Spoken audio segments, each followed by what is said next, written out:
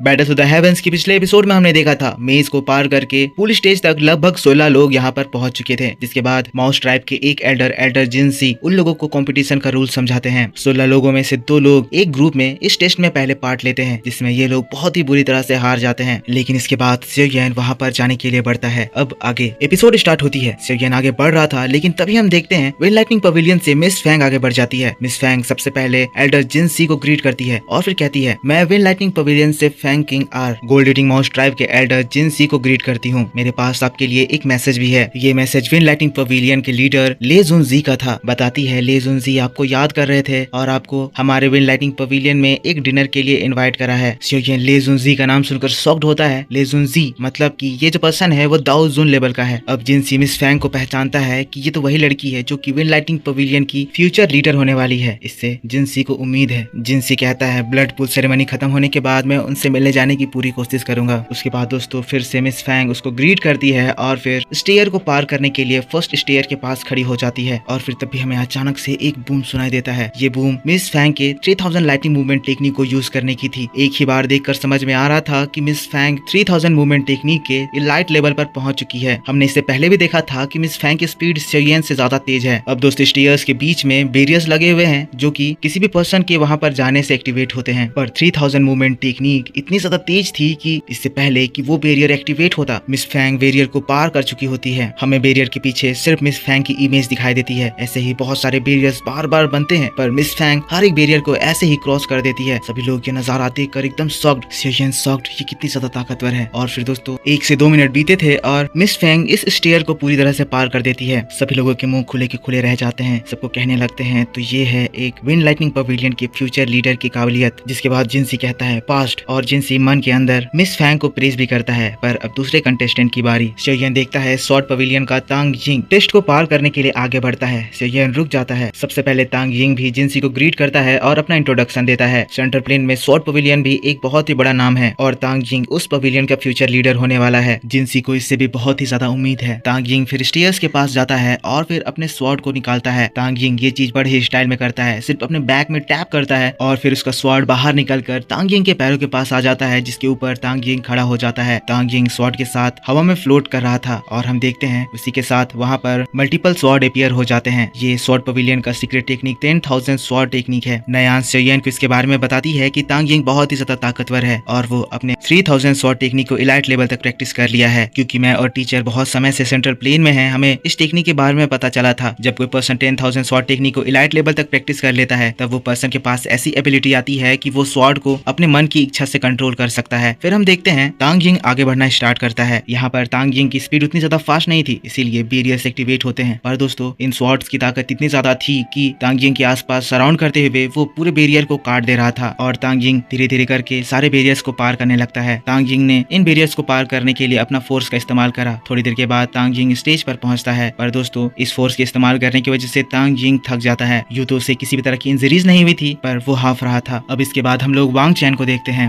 वांग चैन जो कि yellow spring pavilion का फ्यूचर लीडर होने वाला है। इसका कैरेक्टर ही थोड़ा सा अलग है। ये जिनसी को ग्रीट भी नहीं करता है और एक येलो फ्लैश हमें दिखाई देता है। हम देखते हैं उस येलो एनर्जी में एक ब्लैक एट्रीब्यूट इवॉल्व होता है और फिर वो चीज वांग चैन की बॉडी को पूरी तरह से सराउंड कर लेती है। वांग चैन जिसके बाद स्टेयर की ओर स्ट्राइक करता है और फिर यहाँ पर जो बैरियर वांग चैन को रोकने की कोशिश करते हैं, इसकी ताकत के आगे वो इससे रोक ही नहीं पाते हैं। वांग चैन तो तांग यिंग से भी आसानी से इन सारे बैरियर्स को बड़े ही स्मूथली पार कर लेता है और फिर तांग यिंग से पहले भी पार करता है। तो अब पूल स्टेज पर 3 लोग पहुंच चुके हैं और नीचे में अभी भी 11 लोग खड़े हुए हैं। कुछ लोग तो ये उम्मीद में हैं कि अगर इनमें से बहुत लोग फेल हो जाए तो 8 सीट सिक्योर ही नहीं हो पाएगी और फिर कोई दूसरा कंपटीशन होगा। पर ये सारी बातें हो रही थी और वहाँ पर दूसरे कंटेस्टेंट को बुला लिया जाता है। यहाँ पर ये कंटेस्टेंट एक क्यूट सी लड़की थी। इसका नाम मुकिन था। मुकिन सामने आकर जिनसी को ग्रीट करती है। मुकिन जिनसी को अपना इंट्रोडक्शन देती है, लेकिन देखकर लग रहा था कि जिनसी इसको पहले से ही जानता है। मुकिन फुल स्टार पवेलियन की होने वाली यंग मास्टर है। मुकिन जिसके बाद जिनसी से कहती है कि आपको फेंग जुनजी याद कर रहे थे। फेंग जुनजी का नाम सुनकर जिनसी बहुत ही अच्छे से रिप्लाई देता है। कहता है फेंग जुनजी मेरे बहुत ही अच्छे दोस्त हैं। उन्होंने हमारी बहुत बार मदद करी है। मैं उनसे मिलने के लिए बहुत जल्द आपके फुल स्टार पवेलियन आने वाला हूँ। जिनसी मुकिन को एक कॉम्प्लीमेंट भी देते हैं कि आपकी वॉइस पहले से और भी ज्यादा स्वीट हो गई है। लेकिन ये सारी बातें हो रही थी और सियोयन इनकी बातों को सुनकर शॉक्ड हो जाता है। यहाँ पर जो नाम फेंग जुनजी मुकिन ने कहा, सियोयन ये नाम को पहले मास्टर यालाओ से सुन रखा था। मास्टर यालाओ ने बताया था कि सेंट्रल प्लेन में फेंग जुनजी नाम का उनका एक बहुत ही अच्छा दोस्त है। सोयन सेंट्रल प्लेन में उनसे मिलने की चाहत लेकर आया था क्योंकि फेंग जुनजी जो कि दाओजुन लेवल पर हैं, वो सोयन की मदद मास्टर यालाओ को छुड़ाने में कर सकते हैं। पर यहाँ पर दोस्तों एक इंटरेस्टिंग बात ये भी है कि मरने से पहले हमारे मास्टर यालाओ फॉलन स्टार पवेलियन के लीडर भी थे। अब सोयन ये बात सुनकर बहुत ज्यादा एक्साइटेड हो गया है। वो मू किन से अपनी दोस्ती बढ़ाना चाहता है क्योंकि इसी के बाद वो फॉलन स्टार पवेलियन में जा सके। जिसके बाद मू किन स्टीयर्स के पास पहुंचती है और फिर अपने फ्लूट को बाहर निकालती है। मू किन वहां पर फ्लूट बजाती है और हम देखते हैं बहुत ही सुरीला साउंड इस पूरे एनवायरनमेंट में गूंजने लगता है। मू किन स्टीयर्स में आगे बढ़ती है तो बैरियर्स एक्टिवेट होते हैं, लेकिन यहाँ पर मू किन के इस बांसुरी से निकलने वाली आवाज उस पूरे बैरियर को पेनिट्रेट कर देती है। यूं तो मू किन स्पीड से नहीं बढ़ रही है, पर यहाँ पर देखकर ऐसा लग रहा है जैसे मू किन को इन बैरियर से कोई भी फर्क ही नहीं पड़ रहा है। बहुत ही आराम से एक एक करके सारे स्टेयर्स को मू किन पार करती है और पूरे स्टेयर्स को पार करने में मू किन को लगभग से 10 मिनट लगते हैं। पर दोस्तों जब पुल स्टेज पर पहुंचती है तब फिर सबसे सही हालत में मू किन ही रहती है। मू किन सबसे ज्यादा आराम से इस बैरियर को पार करी। अभी तक हम लोगों को फॉलन स्टार पवेलियन के स्पेशल टेक्निक के बारे में नहीं पता चला है, ये भी नहीं पता चला है कि मू किन कितनी ज्यादा ताकतवर है। पर हाँ, इन लोगों की ये टेक्निक जिसमें बांसुरी से निकलने वाली आवाज ऐसे स्ट्रॉन्ग बैरियर को तोड़ सकती है, ये सच में काबिले तारीफ थी। सोयन भी ये देखकर बहुत ही ज्यादा इम्प्रेस होता है, जिनसे भी अपने मन में कहने लगते हैं कि सेंट्रल प्लेन के चारों पवेलियन के फ्यूचर लीडर्स बहुत ही ज्यादा ताकतवर हैं। ये इन लोगों की स्ट्रेंथ को अपने क्लैन के यंगर जनरेशन से भी कंपेयर करता है और समझता है कि ये लोग गोल्ड ईटिंग ट्राइब के बहुत सारे यंगर जनरेशन से ताकतवर हैं। तो अब दोस्तों नेक्स्ट कैंडिडेट की बारी है और नेक्स्ट कैंडिडेट हमारा सोयन होने वाला है। सोयन नयान की ओर देखता है, नयान को अपने साथ चलने को कहता है, लेकिन जैसे ही जाने की घड़ी आती है नयान पूरी तरह से डिप्रेस हो जाती है। कहने लगती है कि नहीं, ये चीज बहुत ज्यादा ताकतवर है, मैं इसको पार नहीं कर पाऊंगी, मेरे वजह से तुम भी फेल हो जाओगे, इसीलिए तुम चले जाओ। मैं यहाँ तक इतनी दूर आई, इतनी दूर पहुंच पाई, मैं इसी से बहुत ज्यादा खुश हूँ। लेकिन तब सोयन उसको समझाता है, कहता है तुम ऊपर तक पहुंच पाओगी, अपने आप पे भरोसा रखो, ब्लड पूल में कल्टीवेशन करने का चांस बार बार नहीं आता है। नयान नाना करती है, लेकिन सोयन समझाता है, कहता है समझो ये मेरी तरफ से तुम्हारी टीचर को गिफ्ट है। थोड़ी सी इसके बाद नयान शर्माती है, लेकिन फिर सोयन की बात वो मान लेती है। और फिर दोस्तों अब ये लोग जिनसी के पास आते हैं। ये लोग अपने आप का इंट्रोडक्शन देते हैं। जिनसी जो कि एक एलाइट दाओजोंग है, सोयन को देखकर वो समझ आता है कि हाँ, ये दाओ हुआंग के 8 या 9 स्टार पर होगा और ये इन बैरियर्स को पार कर सकता है। पर उसके साथ में जब वो नयान को देखता है, देखकर समझ जाता है कि नयान इसको पार नहीं कर पाएगी, क्योंकि दोस्तों दाओ हुआंग के 5 स्टार लेवल के लोग भी इसको पार नहीं कर पा रहे थे। लेकिन फिर भी जिनसी इन लोगों को ऑल दी बेस्ट कहता है और फिर टेस्ट के लिए आगे भेज देता है। सोयन और नयान जैसे ही स्टेयर्स तक पहुंचते हैं, वैसे ही वहां पर बैरियर्स एक्टिवेट हो जाता है। और दोस्तों क्योंकि यहाँ पर 2 लोग हैं, इन बैरियर्स की स्ट्रेंथ भी डबल हो जाती है। सोयन के पास तो 3000 थंडर टेक्निक है, पर यहाँ पर वो नयान के साथ मिलकर उस टेक्निक को यूज नहीं कर सकता है, इसीलिए वो लोग इसको चल कर पार करने का डिसाइड करते हैं। सोयन इसको बताता है कि तुम्हें अपने ईयर्स को कवर करना है, ये सोनिक वेव्स होंगे, अगर तुम थोड़ी देर के लिए इसको सस्टेन कर लोगी तो हाँ, हम लोग इसको पार कर लेंगे। सोयन के समझाने के बाद नयान फिर आगे बढ़ना स्टार्ट करती है, लेकिन यहाँ पर फोर्स इतना ज्यादा बढ़ जाता है कि नयान को वो उड़ाने लगता है। सोयन नयान के हाथों को थाम लेता है। यहाँ पर वो लोग आगे बढ़ने लगते हैं और यहाँ पर बैरियर के पास ज्यादा देर तक समय गुजारने की वजह से इन लोगों की हालत बहुत ज्यादा खराब होने लगती है। धीरे धीरे करके सोयन नयान एक एक कदम आगे बढ़ाते हुए स्टीयर्स को पार करने लगते हैं। एक के बाद एक बैरियर पार होता है और फिर ये लोग लगभग 10-12 मिनट के बाद स्टीयर को पार कर लेते हैं। सोयन की भी हालत इसमें बहुत ज्यादा खराब हो जाती है, पर नयान इससे बहुत ज्यादा खुश है कि वो यहाँ तक पहुंच गई। लेकिन दोस्तों यहीं पर काम रुका नहीं है, क्योंकि ये पूल स्टेज है और अभी सोयन जहाँ पर पहुंचा है वहीं पर पहुंचने की बात सभी लोग कर रहे थे। इसके बाद रियल कंपटीशन स्टार्ट होगा, जिसमें लोगों के ऊपर बहुत ज्यादा खतरनाक डिफिकल्टीज आएंगे, जिसमें ये लोग एक दूसरे की हेल्प कर सकते हैं। और वही हेल्प की बात तांग यिंग कर रहा था। तो यहाँ पर नयान पहुंच चुकी है और सभी लोग बहुत ज्यादा खुश हो गए हैं। टोटल पूल स्टेज पर 6 मेंबर्स हो गए हैं और 2 members gold Eating Mouse Tribe के होने वाले हैं। टोटल 8, तो मतलब अब सिर्फ 2 सीट बची हुई है, पर वो लोग इंपॉर्टेंट कैरेक्टर्स नहीं है, इसलिए मैं उसको एक्सप्लेन नहीं कर रहा हूँ। तो दोस्तों बस इसी बात के साथ बैटल टू द हेवंस का ये नोवेल एक्सप्लेनेशन इस जगह पर खत्म हो जाता है। वीडियो के ऊपर लाइक करो, कमेंट करके बताओ कि आपको ये एक्सप्लेनेशन कैसा लगा। अगर आपको नोवेल का नेक्स्ट पार्ट देखना है तो आप मुझे नीचे कमेंट में बता सकते हो। अगर आपका अच्छा सपोर्ट आएगा तो मैं आपके लिए नेक्स्ट नोवेल एक्सप्लेनेशन कल शाम 6 बजे इसी चैनल पर अपलोड करूंगा। तो दोस्तों आज से इस चैनल पर स्वैलोड स्टार शुरू होगा, तो अगर आप वो सीरीज देखते हैं तो अब आपको दूसरे चैनल पर फालतू एक्सप्लेनेशन देखने की जरूरत नहीं पड़ेगी। मैं आपके लिए अच्छे से सब कुछ एक्सप्लेन करके आज से इसी चैनल पर अपलोड करूंगा, जिसकी वीडियो थोड़ी देर में या फिर इस वीडियो के थोड़ी देर बाद अपलोड कर दी जाएगी। वो न्यू एपिसोड होगा, तो इस वीडियो को देखने के बाद उसको जरूर देख लेना। मिलता हूँ मैं आपसे नेक्स्ट वीडियो में, तब तक के लिए take care, bye bye and thanks for watching.